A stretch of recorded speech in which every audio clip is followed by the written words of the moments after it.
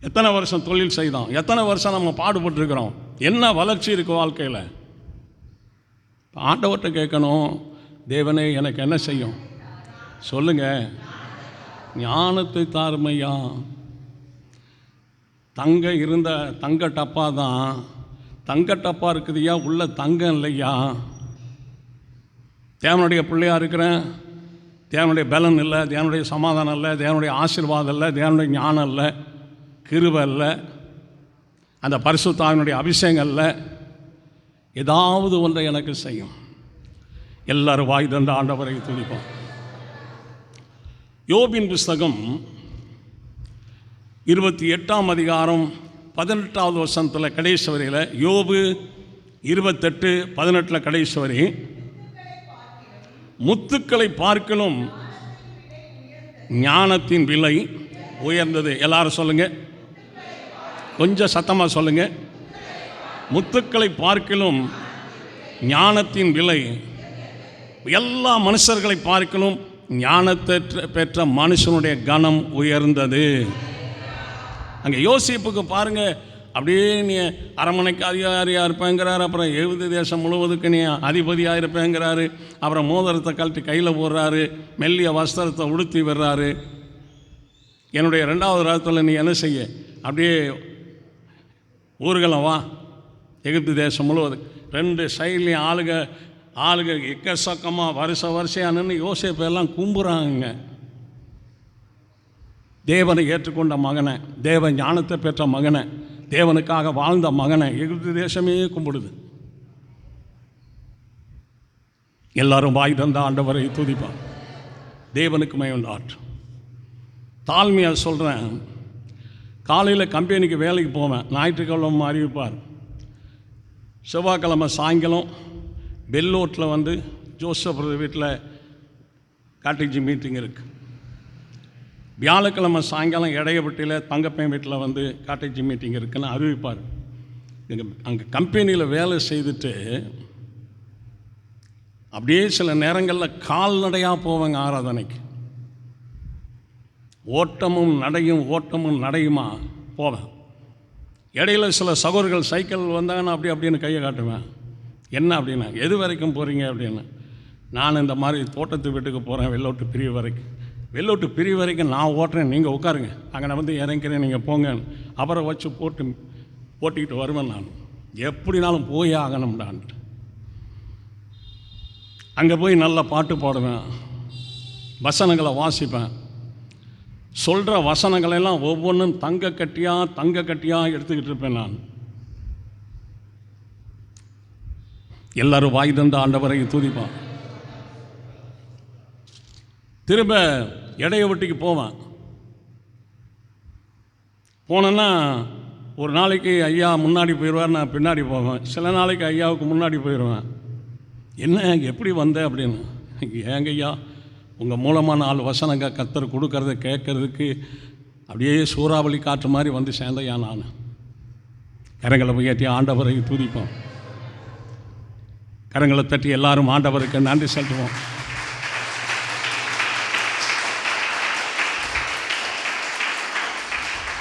பொய் சொல்லலைங்க, நாங்கள் உண்மையை சொல்கிறேன். ஒரு ஆராதனை விட மாட்டேன். சர்ச்சை ஆராதனை மட்டும் இல்லை, வேலிக்கூட்டம் எங்கே இருந்தாலும் சரி, எப்படியாவது ஒரு லைனில் போனேன்னா கர்த்தர் எனக்கு உதவி செய்வார். ஆண்டவர் ஆசீர்வதிப்பார். சகல பொன் வெள்ளி முத்துக்களை பார்க்கலும் ஞானத்தின் விலை. எபேசியரின் புஸ்தகம் கொஞ்சம் வேமாடு. எபேசியர் 5ஆம் அதிகாரம் 15வது வசனத்தில் கடைசி வரையில், எபேசியர் 5:15 கடைசி வரையில், ஞானம் உள்ளவர்களைப் போல கவனமாய் நடந்து கொள்ள பார்த்து நாட்கள் பொல்லாதவைகளானபடியால் காலத்தை என்ன செய்யுங்க. எல்லாரும் சொல்லுங்கள், நாட்கள்னு சொல்லுங்கள். பொல்லாதவைகளானபடியால் யாருடைய காலத்தை? என்னுடைய காலத்துங்க. என்னுடைய காலத்தை நான் என்ன செய்யணும்? உங்களுடைய காலத்தை நீங்கள் என்ன செய்யணும்? காலத்தை வேஸ்ட்டு பண்ணிங்கன்னா அண்டா கணக்கில் கண்ணீர் விட்டாலும் இளைப்பாறுதல் கிடைக்காம போயிடும். கர்த்தருடைய வருகை நாட்கள் அவ்வளவு தெளிவாக கர்த்தர் வந்து தம்முடைய வருகை நாட்களை திருஷ்டாந்தப்படுத்துவார். எல்லாரும் வாய் தந்து ஆண்டவரை துதிப்பார். அவர் சண்டை போட்டுக்கிட்டுலாம் இருக்க மாட்டாருங்க, கழுத்தை கட்டிக்கிட்டு உருண்டுக்கிட்டுலாம் ஆண்டவர் இருக்க மாட்டாருங்க. இந்த கனியை புசிக்கிறதுனால சாகவே சாவாயினார். அதை என்ன செஞ்சுருக்கக்கூடாது? சாப்பிட்ருக்கக்கூடாது. அதை சாப்பிட்டாங்க. ஏதனை விட்டு வெளியே போங்கன்னு தான் சொன்னார். அங்கே இருக்கிற குச்சியை பிடிச்சிக்கிட்டு 2 பேர்த்தையும் வெளுவெளுன்னா வெளுத்தார். அந்த மாதிரி கிடையாதுங்க நம்ம ஆண்டவர். சத்தமே இல்லாமல் பிரச்சனையை முடிச்சிருவார். எல்லாரும் வாய் தந்த ஆண்டவரை துதிப்பான். சொல்லுங்க, தேவனுக்கு மகிமை. ஞானமற்றவர்களைப் போல நடவாமல் ஞானம் உள்ளவர்களைப் போல நடந்து கொள்ள பார்த்து நாட்கள் பொல்லாதவைகள் ஆனபடியால் காலத்தை என்ன செய்யுங்க. இப்போ நம்மளை விட்டு போன வருஷம் எத்தனைங்க? நம்மளை விட்டு போன வருஷம் எத்தனை? இப்போ இயேசுவுக்கு 54 வருஷம் நான் காலத்தை செலவு பண்ணியிருக்கிறேன்.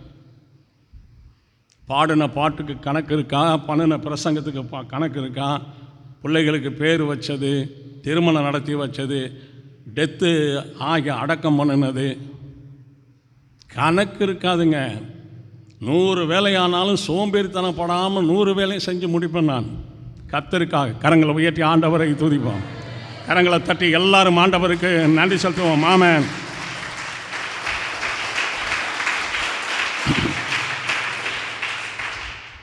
தேவனுக்கு மகிமை உண்டாகட்டும். காலத்தை என்ன செய்யணும்? பிரயோஜனப்படுத்தணும்.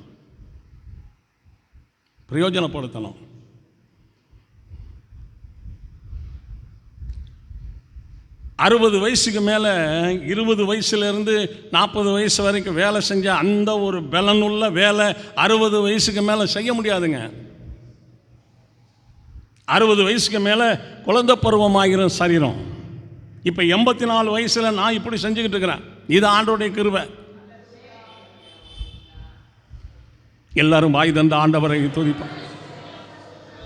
தேவனுக்கு மகிமை உண்டாகட்டும். ரொம்ப ஆண்டவருக்கு உழைக்கணுங்க, பாடுபடணுங்க. அவருக்கு முன்னாடி போகும்போது அவருடைய ஆறுதல் நமக்கு கிடைக்கணும், அவருடைய ஆதரவு நமக்கு கிடைக்கணும், அவருடைய அரவணைப்பு நமக்கு கிடைக்கணும், அவருடைய ஆசீர்வாதம் கிடைக்கணும், அவருடைய நித்திய ஜீவன் கிடைக்கணும். இது நான் உனக்கு ஆயத்தம் பண்ணது, போய் சுதந்திரித்து கொள்ளுங்க. நான் ஆண்டவர் தடையில்லாமல் வருகையில் போகணுங்க சகோதரிகள், தடையில்லாமல் வருகையில் போகணும் சகோதரிகள். அந்த அளவுக்கு நீங்கள் ஆவிக்குரிய காரியத்தில் திறமை உடையவர்களாக இருக்கணும். எல்லாரும் வாய் தந்த ஆண்டவரை துதிப்பான். தேவனுக்கு மகிமை உண்டாகட்டும். கொலேசியரின் புத்தகம் 1ஆம் அதிகாரம், கொலேசியர் 1:9 கடைசி 2 வரியில், நீங்கள் எல்லா ஞானத்தோடும் ஆவிக்குரிய விவேகத்தோடும்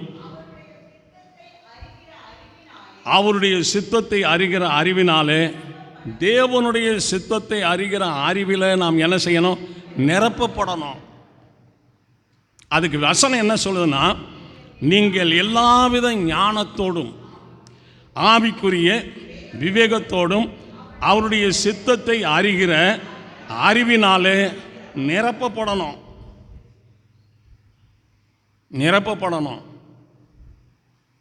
எல்லாரும் வாய் தந்த ஆண்டவரை துதிப்போம். நான் பிறந்த ஊரில் பெரிய வெட்கக்கேடு, அவமானம், நிந்த எத்தனை ஆண்டுகளானாலும் இந்த நிந்த நீங்குமாடான்னு நான் நினைக்கும்போது நீங்காதுன்னு தான் எனக்கு பதில் வந்தது.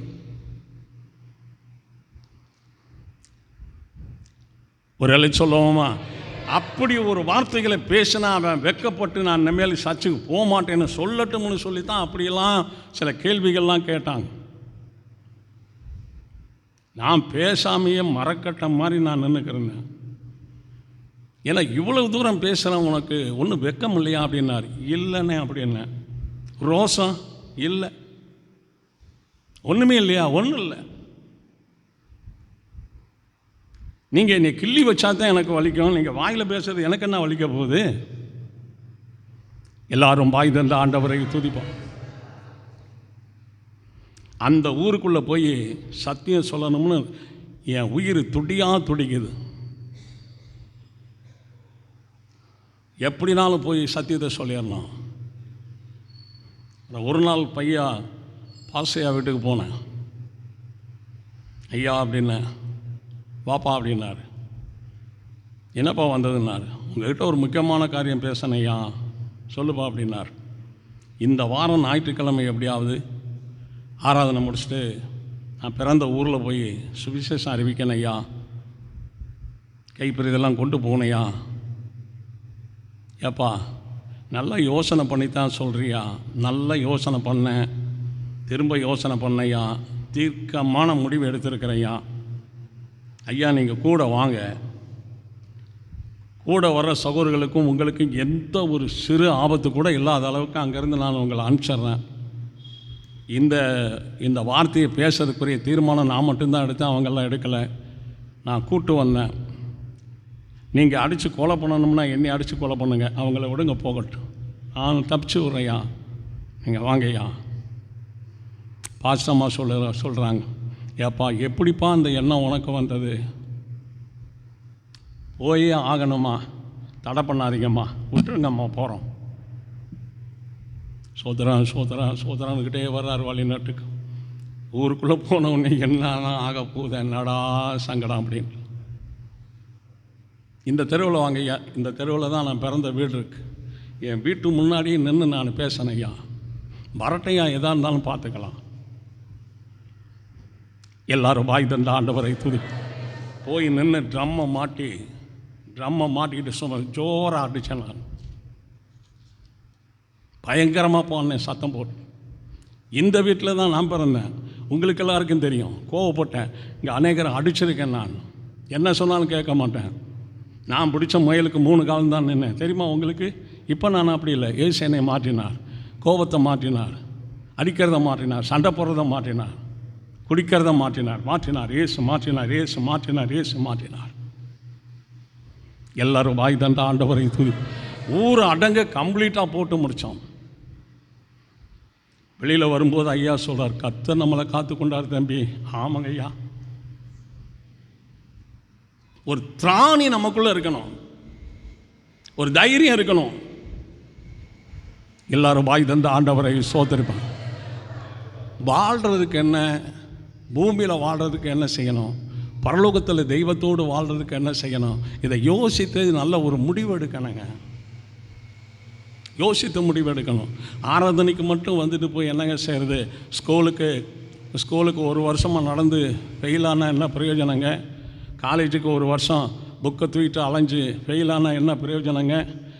40 வருஷம் பைபிள் எடுத்துக்கிட்டு சர்ச்சுக்கு நடந்து வரிகளை கைவிடப்பட்டால் என்ன பிரயோஜனங்க? ஞானமற்றவர்களைப் போல நடவாமல் ஞானம் உள்ளவர்களைப் போல நடந்து கொள்ள பார்த்து நாட்கள் பொல்லாதவைகளானபடியால் இப்போ இந்த ஞானத்தினாலே, ஆவியின் விவேகத்தினாலே, தேவனுடைய பரிபூர்ண சித்தத்தினாலே நீங்கள் நிரப்பப்பட வேண்டும். தேவனுடைய சித்தத்தினாலே. கொலேசியர் 3ஆம் அதிகாரம் 16வது வசனத்தில், கொலேசியர் 3:16, கிறிஸ்துவின் வசனம் உங்களுக்குள்ளே சகல ஞானத்தோடும், இந்த கிறிஸ்துவின் வசனம் நமக்குள்ள சகல ஞானத்தோடும் என்ன செய்யணும்? பரிபூர்ணமாக இருப்பதாக. அல்லேலூயா. அப்போ எனக்குள்ள தேவனுடைய சித்தம் இருக்குது, எனக்குள்ள கிறிஸ்துவனுடைய வசனம் எனக்குள்ள பரிபூர்ணமாக நிறைஞ்சிருக்கு.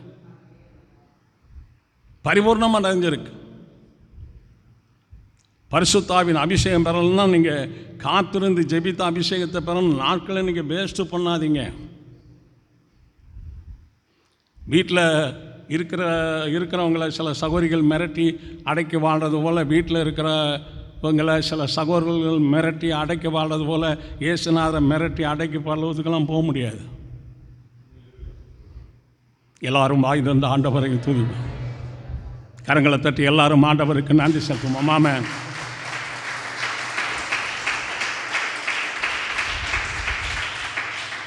நீதிமொழிகள் 12ஆம் அதிகாரம் 15வது வசனத்தில் 2வது வரியில், நீதிமொழிகள் 12:15 2வது வரி, ஆலோசனைக்கு செவி கொடுக்கிறவனோ ஞானமுள்ளவன். யார் ஞானமுள்ளவன்? சகோதரர்களாக இருந்தாலும் சகோதரிகளாக இருந்தாலும் ஒரு உயர்ந்த நிலையில், கற்ற நிலையில், ஞானத்தை அடைந்த நிலையில் ஆலோசனை சொல்கிறாங்கன்னா அந்த ஆலோசனை என்ன செய்யணும்? கேட்கணும். அந்த ஆலோசனை கேட்டுட்டான் அப்படின்னு சொன்னால் நமக்குள்ளே என்ன வரும்? ஆலோசனை கேட்கலன்னா ஞானம் வராது, ஞானம் வராது. ஆண்டவர் இயேசு கிறிஸ்து யாருன்னு ஒவ்வொருவருக்கும் தெரியணும். நானே இயேசு என்று என் நாமத்தை தரித்து கொண்டு வருவார்கள்னு ஆண்டவர் இயேசு சொல்லியிருக்கிறார். அந்தி கிறிஸ்துவனுடைய பேரால் பல இயேசுகள் வருவாங்க.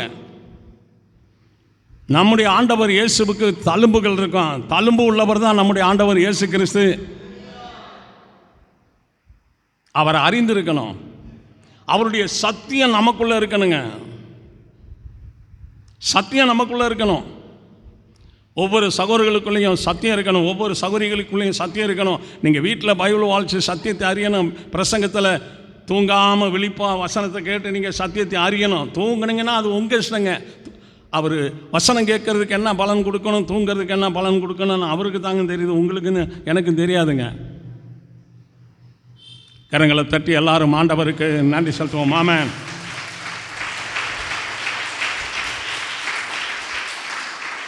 ஆலோசனைக்கு செவி கொடுக்கிறவன் ஞானம் உள்ளவன். ஆலோசனைக்கு செவி கொடுக்கிறவன். என் பிள்ளைகளை மடியில் உட்கார வச்சு, கேராபீன்கள்னா என்னப்பா? கேராபீன்கள்னா என்ன சொல்லு பார்க்கலாம். சேராபீன்கள்னா என்ன? பரலோகத்தில் சிங்காசனம் இருந்தது. அந்த சிங்காசனத்தை சுற்றி எத்தனை சிங்காசனம் இருந்தது? பைபிளில் வாட்சி பார்த்துருக்கியா? இப்படியா கேள்வியாக கேட்பேங்க நான். அது வெளிப்படுத்தல இந்த அதிகாரத்தில் இருக்க, நீ வாட்சி பாருங்க, எடுத்து வாசிப்பாங்க. வேதத்தில் ஆர்வம், சத்திய வசனத்தில் பிரியம், கர்த்தருடைய வேதத்தில் பிரியமாக இருந்து இரவும் பகலும் தியானமாக இருக்கிற மனுஷன் அவன் நீர்க்கால்களின் ஓரமாய் நடப்பட்டு தன் காலத்தில் தன் கனியை தந்து இலை உதிராது இருக்கிற மரத்தை போல் இருப்பான். அவன் செய்வதெல்லாம் வாய்க்கும், தானாக வாய்க்கும். வேதத்தில் பிரியமாக இருக்கணும். அல்லேலூயா. ஆண்டவரே, என்னுடைய மகனுக்கு என்ன செய்யும்? என்னுடைய மகளுக்கு என்ன செய்யும்? ஞானத்தை தாரும், ஞானத்தை தாரும். மகளுக்கு எல்லாரும் வாய் திறந்து ஆண்டவரை துதிப்பான். ஒரு ஆவிக்குரிய சகோதரன் முதல்ல பேசுகிற வார்த்தை எப்படி பேசணும்? ஆவிக்குரிய சகோதரிகள் பேசுகிற வார்த்தை எப்படி பேசணும்? தேவன்கிட்ட பேசுகிறோம், பரிசுத்தவான்கிட்ட பேசுகிறோம், உலகத்தார்கிட்ட பேசுகிறோம். எப்படி பேசணும் தெரியணுமில்ல?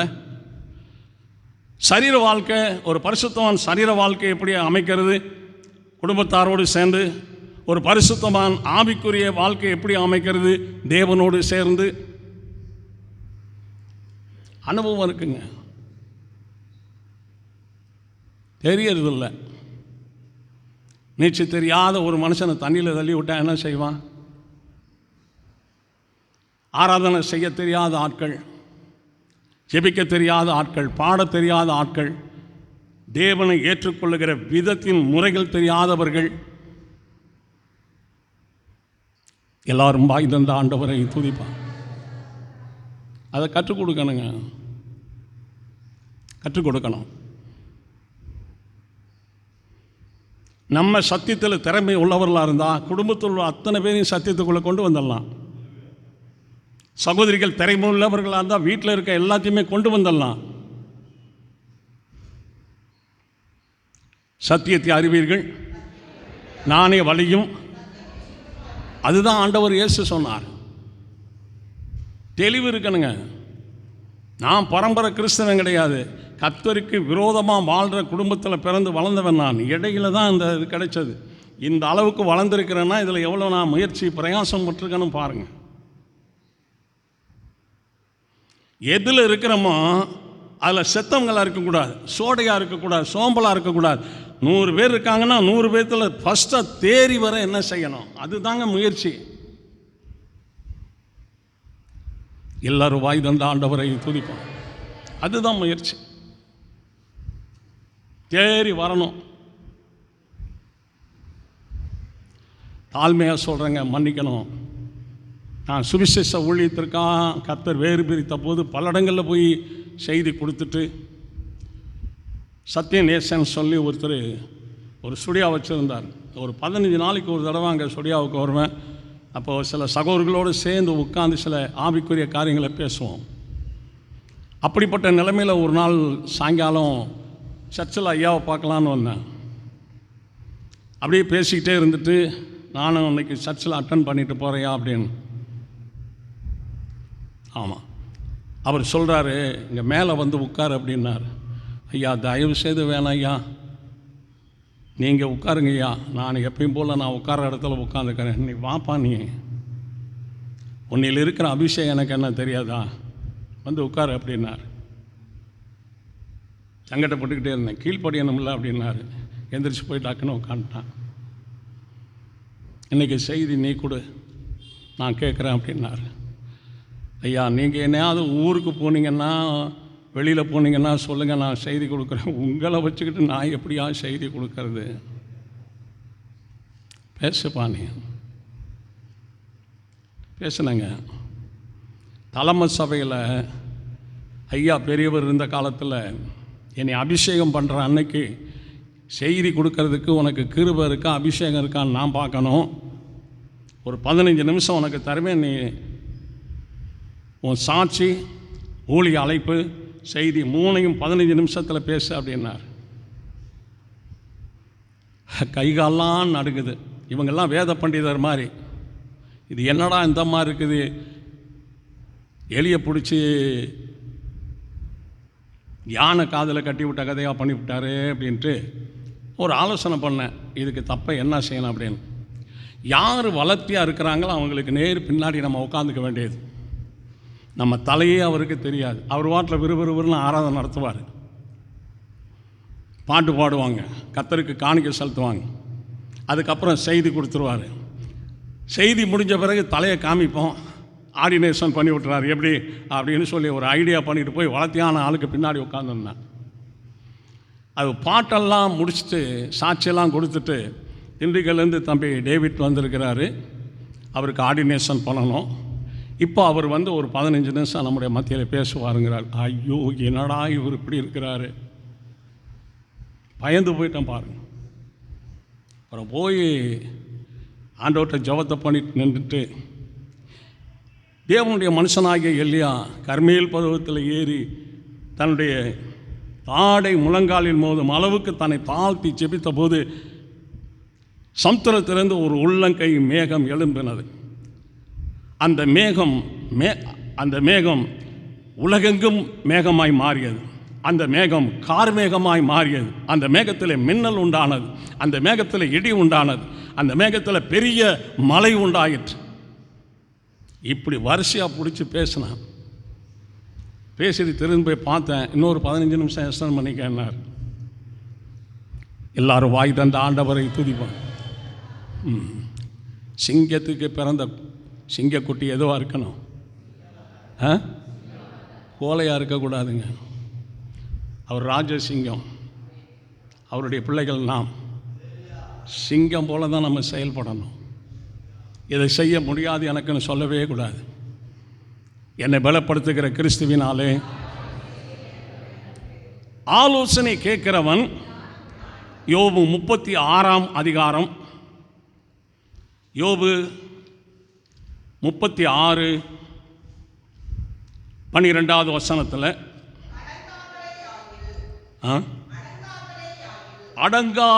அடங்கார்களே ஆகில் பட்டயத்துக்கு இரையாகி ஞானம் அடையாமல் மாண்டு போவார்கள்.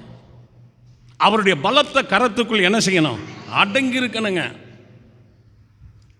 இதை பேசணும், இதை பேசக்கூடாது, இங்கே போகணும், இதை போகக்கூடாது, இதை பார்க்கணும், பார்க்கக்கூடாது, இந்த ஜனங்களோடு கலவானோம், இந்த ஜனங்களோடு கலக்கக்கூடாது, அடங்கி இருக்கணுங்க.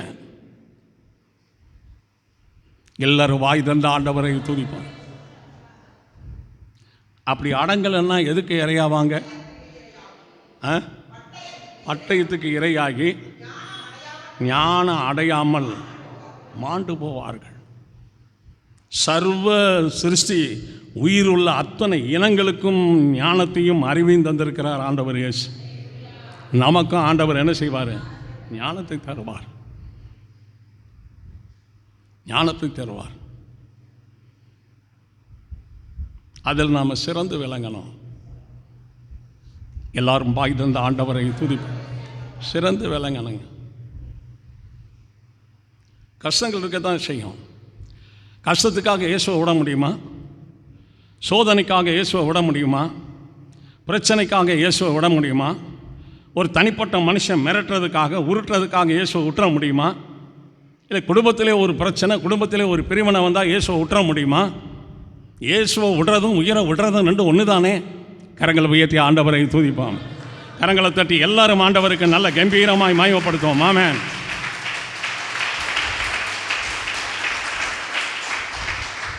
முடிபறிந்த நிலைத்திருப்பவனே ரட்சிக்கப்படுவான். முடிபறிந்த ரட்சிக்கப்படுவான். முடிபறிந்த நிலைத்து இருக்கணுங்க. எனக்கு இன்னும் ஒரு 15 வருஷம் 20 வருஷம் கொடுத்தாருன்னா நல்லா இருக்கும்னு நான் டெய்லி ஆண்டவர்கிட்ட சொல்கிறேன்.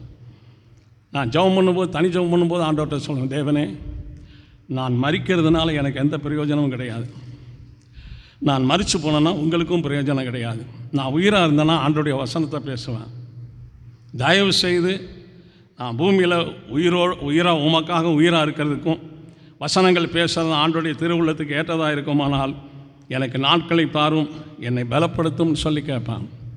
எல்லாரும் வாய் தந்த ஆண்டவரை துதிப்போம்.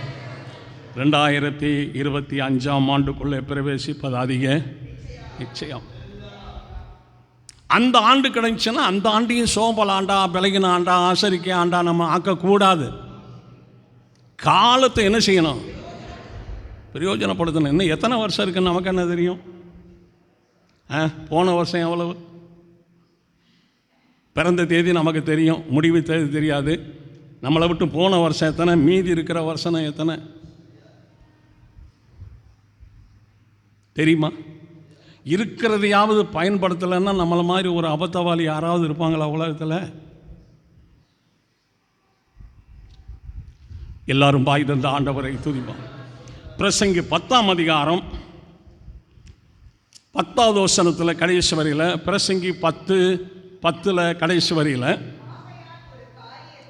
ஆகையால் ஒரு காரியத்தை செவ்வையாய் செய்வதற்கு ஞானமே பிரதானம்.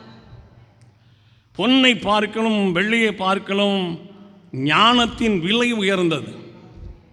ஒரு காரியத்தை செம்மையாய் செய்வதற்கு, எல்லாரும் தயவுசெய்து சொல்லுங்க, ஞானமே பிரதானம். ஞானமே பிரதானம். செம்மையா செய்வதற்கு ஒரு அல்ல சொல்லுவோமா? செம்மையா செய்வதற்கு. நான் ஒரு சோம்பேறியா உலகத்தில் வாழாதபடி ஒரு சுறுசுறுப்பாக இருக்கணுங்கிறதுக்காக ஸ்கூலில் படிக்கிற நாட்களில் கூட ஒரு பரீட்சை எழுத்து அடுத்த கிளாஸுக்கு போகும்போது அந்த கிளாஸில் படித்த மாணவனை கூப்பிட்டு, ஏப்பா இந்த கிளாஸில் லீடர் யார்? அவன் தாங்க. ஃபஸ்ட்டு எங்களை யார் வருவா? அவன் தாங்க. வேறு யாருமே வர முடியாதா? வர முடியாது இல்லைங்க, விட மாட்டாங்கங்க. ஒரு மந்த்லி டெஸ்ட்லேயே கொஞ்சம் கூட மார்க் வாங்கினாக்கும் வந்து எட்டி உதப்பான், சட்டையை கிழிச்சு விடுவான், கொன்று விடுவண்டா. நான் இருக்க வரைக்கும் எவனை அங்கே வரக்கூடாதும்மா, அதனாலேயே சிலது பிள்ளைகளாக விட்டு விட்டு எழுதி போடுவோங்க, தொல்லடா அப்படின்ட்டு. இப்போ தொல்லை நமக்கு எதுக்குன்னு பார்ப்போம். இப்போ நான் அந்த கிளாஸ் மாறி வர்றேன், இந்த கிளாஸில் அவன் இருக்கானா அப்படின்னு. இருக்கிறான். போய் அவன் பக்கத்தில் உட்காந்து, தம்பி கிளாஸ் லீடர் நீ தானப்பா? அம்மா நான் தான். ஃபஸ்ட் டைம் நீ தான் வருவியாமே. வருவேன். இந்த தடவை நான் வருவேன் ஃபஸ்ட் டைம் கிளாஸில். பார்க்கலாமா? பார்க்கலாம். நீ எத்தனை ஜென்மம் எடுத்தாலும் இந்த கிளாஸில் நான் இருக்க வரைக்கும் உன்னை ஃபஸ்ட்டாக வர விட மாட்டேன். நான் எல்லாரையும் அடித்து பிளேயரில் கிழிச்சு விட்டெல்லாம் நீ பயமுறுத்தி வச்சுருக்கிற. தொட்டைனா உன்னை பொழந்துருவேன். நான் உன்னை விட எனக்கு நல்லாவே எல்லா விவரமும் தெரியும். என்கிட்ட சீண்டின அவ்வளோதான். பார்த்துக்க. கர்த்தருக்கு மகிமை. 24 மணி நேரமும் பாருங்கள், சாப்பிடும்போது கூட தொடையில் புக்கை வச்சு படிச்சுக்கிட்டே தாங்க சாப்பிடுவேன். ஸ்கூலுக்கு போகும்போதும் படிச்சுக்கிட்டே தான் போவேன். பெரிய கேள்விகள்லாம் லெட்ரு மாதிரி திரும்ப திரும்ப திரும்ப வாசிப்பேன். அடித்து முதல் மந்த்லி டெஸ்ட்டில் அவன் 40க்கு 35 எடுத்தான், நானும் 35 எடுத்தேன். அதுலேயே அவன் யோசிச்சிட்டான், சரி அடுத்து வின் பண்ணுவான் அப்படின்னு. என்ன 35 எடுத்துகிட்ட போல் இருக்குதுன்னு?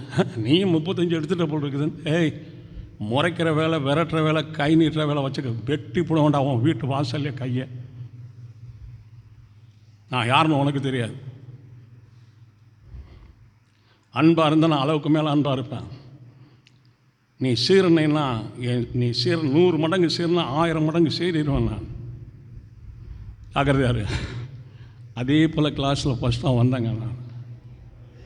கரங்களை உயர்த்தி எல்லாரும் ஆண்டவரை துதிப்போம். கிளாஸில் வந்தான்.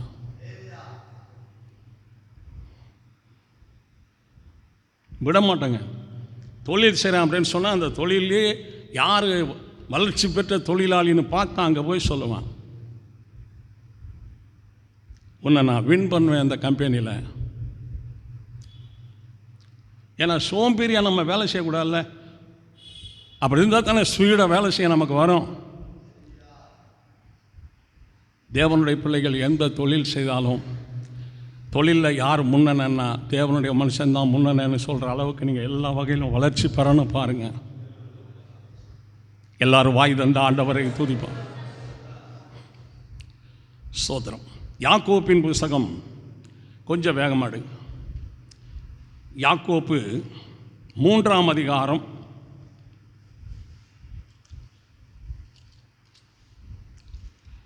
13வது வசனத்தில், யாக்கோப்பு 3:13, உங்களில் ஞானியும் விவேகியுமாய் இருக்கிறவன் எவனோ ஞானத்துக்குரிய சாந்தத்தோடு தன் கிரிகளை நல்ல நடக்கையினாலே காண்பிக்க கடவன்.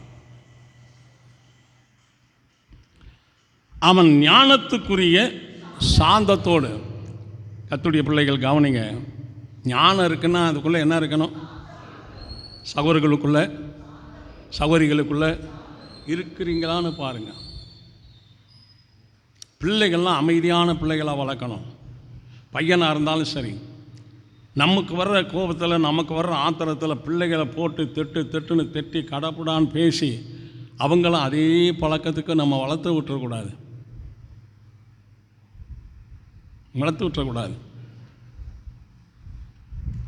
எல்லாரும் பாய் தந்த ஆண்டவரை துதிப்போம்.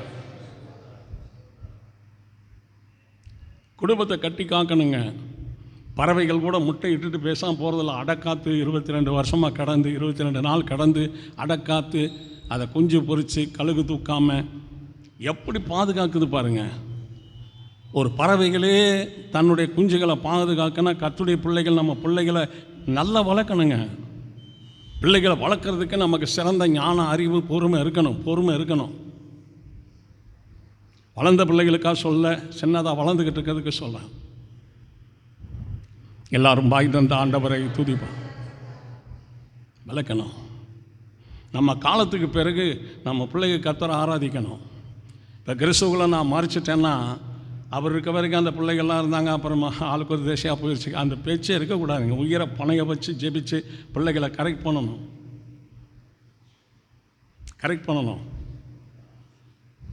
எல்லாரும் வாய் தந்த ஆண்டவரை துதிப்பான். தேவனுக்கு மகிமை. கொஞ்சம் நீங்கள் ஆலோசிங்கன்னா உங்களுக்கு நல்லா தெரியும். ஆண்டவர் கொடுத்தது பிள்ளை நம்ம வளர்த்து சாத்தாங்கையிலேயே விட முடியும்? கவனிங்க, ஆண்டவர் நம்ம கொடுத்த பிள்ளை, அதை கஷ்டப்பாடுபட்டு சாத்தாங்கையிலே விட முடியும்? அப்படிங்கும்போது நீங்கள் அன்பாக, சாந்தமாக, பொறுமையாக இருக்கணும். பொறுமையாக இருக்கணும். இன்றைக்கி என் பிள்ளைங்க 2 பிள்ளைகளும் கர்த்தருக்குள்ளே தான் 24 மணி நேரமும். உலக வேலைக்கு நான் அனுப்பவே மாட்டேன். வேலை செஞ்சு எனக்கு கொடுக்கணும், அவங்க சம்பாரத்தில் நான் வாழணும்னு நினச்சி பார்த்ததே கிடையாது. இவங்களை கிறிஸ்துவுக்குள்ளே நிப்பாட்டுறதுக்கு நம்ம என்ன செய்யணும்? இப்போவும் ஃபோன் பண்ணா, சொல்லுப்பா என்னையா வேணும் சொல்லியா. பள்ளத்தில் தாங்க தண்ணி நிற்கும், மேட்டில் நிற்காதுங்க. அன்பில் தாங்க குடும்பத்தை நடத்தி நிறுத்த முடியும், அன்பு இல்லைன்னா நிறுத்த முடியாதுங்க. கோபம் எதுக்கு வருது? என்ன நடந்தது கோபம் வர்றதுக்கு? என்ன நடந்தது கெட்ட வார்த்தை பேசுறதுக்கு? எல்லாரும் வாய் திறந்து ஆண்டவரை துதிப்போம். அவங்கெல்லாம் கர்த்தருக்குள்ளே நிறுத்தணும்ல. தேவனுடைய பிள்ளைகளாக, நம்ம பிள்ளைங்க தேவனுடைய சந்ததிகளாக நிறுத்தணும்னா என்ன செய்யணும்?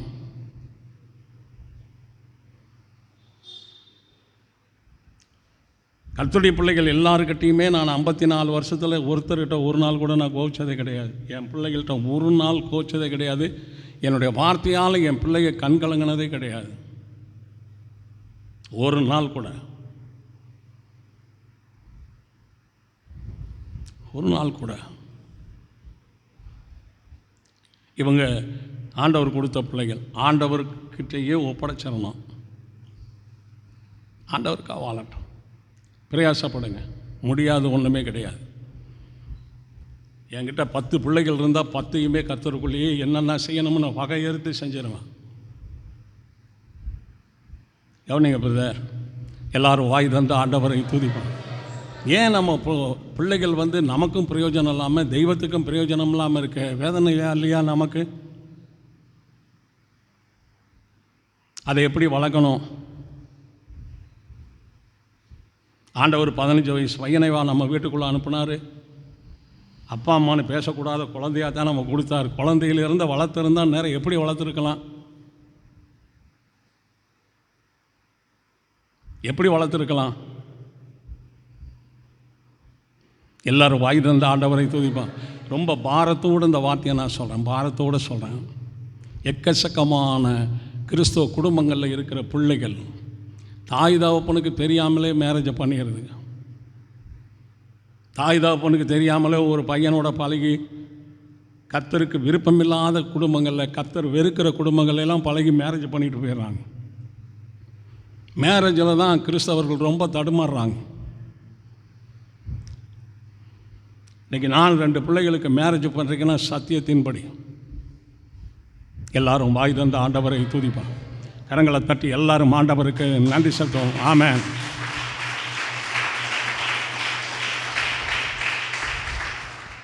ஆண்டுடைய பாதத்தில் ஒரு ஆடு முளைக்குச்சி அடித்து கட்டுற மாதிரி, ஒரு மாடு முளைக்குச்சி அடித்து கட்டி போடுற மாதிரி ஆண்டுடைய பாதத்தில் கட்டி கிடக்கணுமே நாங்கள். அப்போ தான் தேவன் நம்முடைய வாழ்க்கையில் அற்புதங்களை செய்வார், குடும்பத்தில் அற்புதங்களை செய்வார், பிள்ளைகளில் அற்புதங்களை செய்வார். ஒரு பெரிய உயர்வு உண்டாகும். யோசேப்புக்கு ஞானம் வந்ததுனால என்னென்ன கிடைச்சது, சாலமோனுக்கு ஞானம் வந்ததுனால எதெல்லாம் வந்தது. இன்றைக்கு நமக்கு ஒரு ஞானத்தை ஆண்டவர் தருவாரனால் நம்முடைய வாழ்க்கை எப்படி இருக்கும்? நம்மளை குறித்து ஆண்டவருக்கு ஒரு திருப்தி இருக்கா? நம்மளை குறித்து ஆண்டவருக்கு ஒரு பிரியம் இருக்கா? நம்மளை குறித்து ஆண்டவருக்கு ஒரு சந்தோஷம் இருக்கா?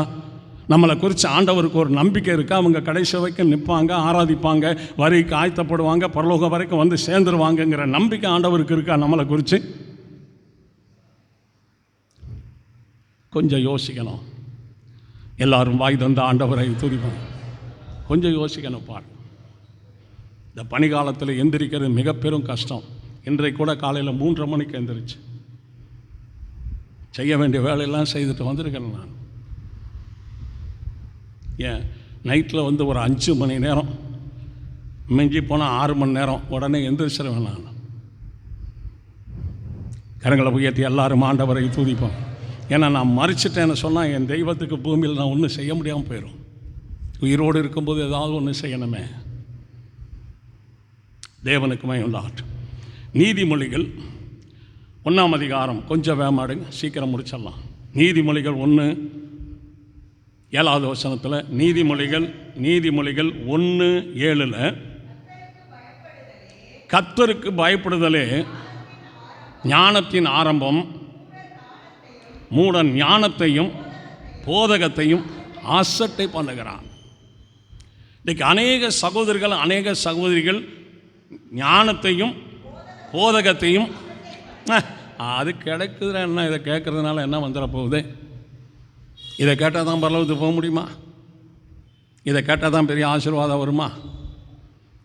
ஞானத்தை அசட்டை பண்ணுறாங்க, போதகத்தை 1 தெசலோனிக்கர் 4ஆம் அதிகாரம் 8வது வசனத்தில், 1 தெசலோனிக்கர் 4:8 ஆகையால் அசட்டை பண்ணுகிறவன் மனுஷரை அல்ல பரிசுத்த ஆவியை நமக்கு தந்தருளின தேவனையே என்ன செய்கிறார்கள்? அசட்டை பண்ணுகிறார்கள். ஞானத்தை அசட்டை பண்ணான், போதகத்தை அசட்டை பண்ணான், தேவனையே அசட்டை பண்ண மாதிரி. எல்லாரும் வாய் தந்த ஆண்டவரை துதிப்பான்.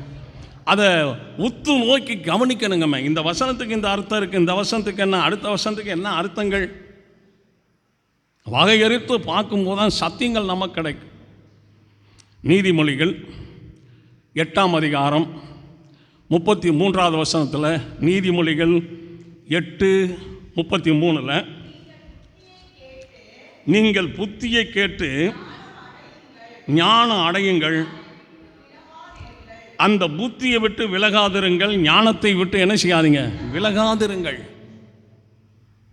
இன்றைக்கு இந்த செய்தியை கேட்ட பிறகு சில சகோதரர்கள் சில சகோதரிகள் ஞானம் உள்ளவர்களாய் மாறிடணும். அந்த ஞானத்தினால தொழில் செய்யணும், அந்த ஞானத்தினால குடும்பத்தை நடத்தணும், அந்த ஞானத்தினால ஆவிக்குரிய வாழ்க்கை செய்யணும். அந்த ஞானத்தினாலேயே ஆண்டவருடைய வருகைக்கு நாம் என்ன செய்யணும்? ஆயத்தமாகணும். ஞானம் நமக்கு ரொம்ப முக்கியம். எல்லாரும் வாய் தந்த ஆண்டவரை துதிப்போம். ஞானம் சொல்லுங்க, ஞானம் ரொம்ப முக்கியம் உங்கள் வாழ்க்கையில். இதையும் அசட்டை பண்ணிட்டு போயிடாதீங்க. என்னுடைய ஒரு சின்ன வாஞ்சை என்னென்னா, தேவாலயத்தில் வர்ற அத்தனை தேவனுடைய பிள்ளைகளும் வருகையில் போகிற மாதிரி நடத்தியே ஆகணுங்கிறதான ஒரு வைராக்கியம் எனக்கு இருக்குங்க. ஆனால் சில சகோதரர்கள் ஒத்துழைப்பு தராங்க, சகோதரிகள் ஒத்துழைப்பு தராங்க. சில பேர் அதை அசட்டை செய்கிறாங்க. அசட்டை செய்யும்போது வருகையில் அது வெற்றியா தோல்வியாங்கிறது அன்னைக்கு தெரியும். தோல்வின்னா என்னங்க செய்ய முடியும்?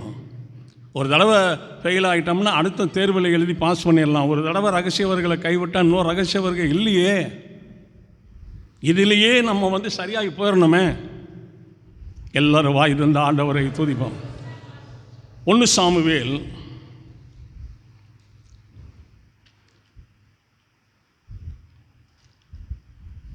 2 சாமுவேல் 14ஆம் அதிகாரம், 2 சாமுவேல் 14ஆம் அதிகாரம் 20வது வசனத்தில் கடைசி 2 வரியில், 2 சாமுவேல் 14:20 கடைசி 2 வரி, ஆனாலும் தேசத்தில் நடக்கிறதெல்லாம் அறிய என் ஆண்டவனுடைய ஞானம் தேவதூதனுடைய ஞானத்தை போல இருக்கிறது. இந்த தாவீது ராஜாவுடைய ஞானம் சொல்லுங்க, தேவதூதனுடைய ஞானத்தை போல இருந்ததான் பாருங்க. 12 கோத்திரத்தின் இறுதி நாள் வரைக்கும் நடத்தினாருங்க. சவுலால முடியல. தாவீது 12 கோத்திரங்களையும் ஒரே மனுஷங்க, ஆடு மேய்ச்சிக்கு இருந்தவருங்க. அவர் சட்டக்கல்லூரியில் போய் படிக்கலைங்க. சட்டக்கல்லூரியில் போய் தாவீது படிக்கலை. காட்டில் ஆடு மேய்ச்சிக்கு இருந்தவர். அப்படியே தேவன் ராஜாவாக்கினார். 12 கோத்திரங்களையும் அவர் என்ன செய்தார்? நடத்தினார். அவருக்கு இருந்த ஞானம் எப்படிப்பட்டது? தேவதூதனுடைய ஞானத்தை போல இருந்தது. சுற்றுப்பக்கத்தில் இருந்த சகல ராஜாக்களோடும் இராணுவங்களோடும் யுத்தம் பண்ணி சகல தேசத்தின் இராணுவங்களையும் அடக்கி கீழ்ப்படுத்தி எல்லா நாடுகளும் தாவீதுக்கு கப்பம் கட்டும்படி வைத்தாருங்க. தேவ ஞானத்தை பெற்றதான தாவீது. நம்மளும் ஒரு பேசுகிற வார்த்தையாவது என்ன செய்யணும்? ஞானமாக இருக்கணும். ஞானமாக இருக்கணும். அதாவது அன்பு எழும்பும்போது சண்டை இருக்காதுங்க. கோபம் எழும்பும்போது சண்டை தாங்க இருக்கும். அந்த கோபம் எதில் வருதுன்னா பேசுகிற வார்த்தையில் தாங்க அந்த கோபம் வரும். பேசுகிற வார்த்தை. எரிகிற இடத்துல தண்ணியை ஊற்றினோம்னா என்ன செய்யும்? எரிகிற இடத்துல சீமண்ணையை ஊற்றினோம்னா என்ன செய்யும்? அந்த மாதிரி சீமண்ணை வார்த்தை மாதிரி சில பேர் ஊற்றி விட்டுருவாங்கங்க, ஊரே அடிச்சுட்டு கிடக்கிற மாதிரி. எல்லாரும் வாய் தந்த ஆண்டவரை துதிப்போம். தேவனுக்கு மயண்டார். கர்த்தர் நமக்கு ஒரு சிறந்த ஞானத்தை கண்டிப்பாக என்ன செய்வார்? நீதிமொழிகள் 8ஆம் அதிகாரம் 10வது வசனத்தில், நீதிமொழிகள் 8:10,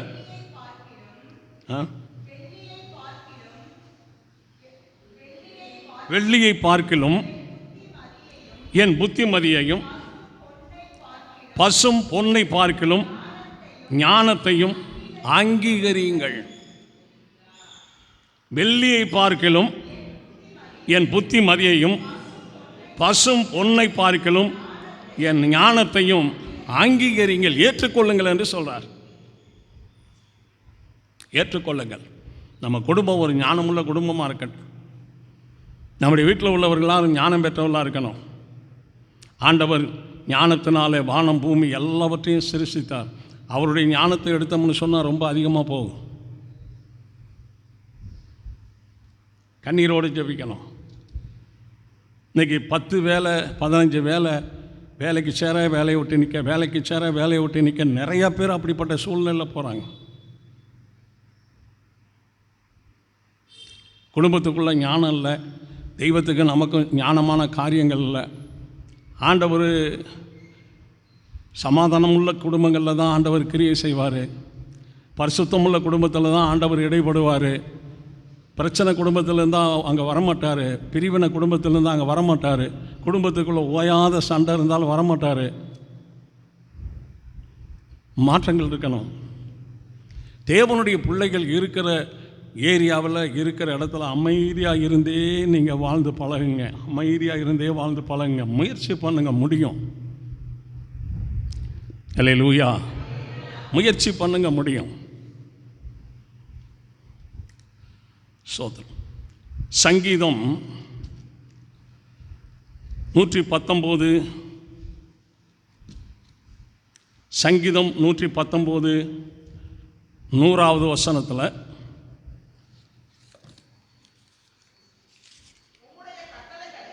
உம்முடைய கட்டளைகளை நான் கை கொண்டிருக்கிறபடியால் முதியோர்களை பார்க்கலும் ஞானமுள்ளவனாக இருக்கிறேன். இப்போ ஞானம் எளிதாக நமக்கு எங்கே கிடைக்குது? கட்டளையை கை கொள்ளுகிறபடினாலே. கட்டளையை கை கொள்ளுகிறபடினாலே. தேவனுக்கு மகிமை உண்டாகட்டும். கொஞ்சம் முயற்சி பண்ணுங்க. நான் இந்த வயசுலையும் கூட இன்னும் எதில் வளரணுங்கிறதுலையே தான் என்னுடைய கண்ணோட்டமாக இருக்குது. இந்த காலத்திலும் புதிதான வளர்ச்சியை நமக்குள்ளே உருவாக்கி தேவனை மகிமைப்படுத்துறதுக்கு என்னென்ன செய்யணும் அப்படின்னு தாங்க யோசிக்கிறேன். சும்மா உப்புகளுக்கு கூட பிரயோஜனம் இல்லாமல் வாழ்ந்து என்ன இல்லை. ஆண்டவர் சொன்னார், உப்பானது சாரமற்று போனால் அது வெளியே கொட்டப்படுவதற்கும் மனுஷனாலே தேவனுக்கு மகிமை உண்டாகட்டும். பிரயோஜனமாக இருக்கணுங்க. தனி திறமை நமக்கு இருக்கணும். சகோதரர்களுக்கும் திறமை இருக்கணும், சகோதரிகளுக்கும் திறமை இருக்கணும். எந்த காரியத்தையும் செய்து முடிக்கக்கூடிய திறமை இருக்கணும். எந்த பிரச்சனையும் பேசி முடிக்கக்கூடிய திறமை நமக்கு இருக்கணும்.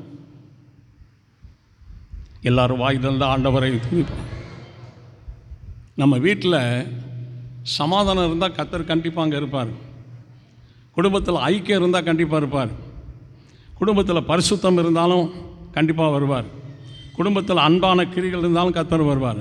வீட்டில் சண்டை இருந்துச்சு, பிரிவினை இருந்துச்சு, மிலிட்ரி மாதிரி நம்ம குடும்பத்தை நடத்திக்கிட்டு இருந்தோம்னு சொன்னால்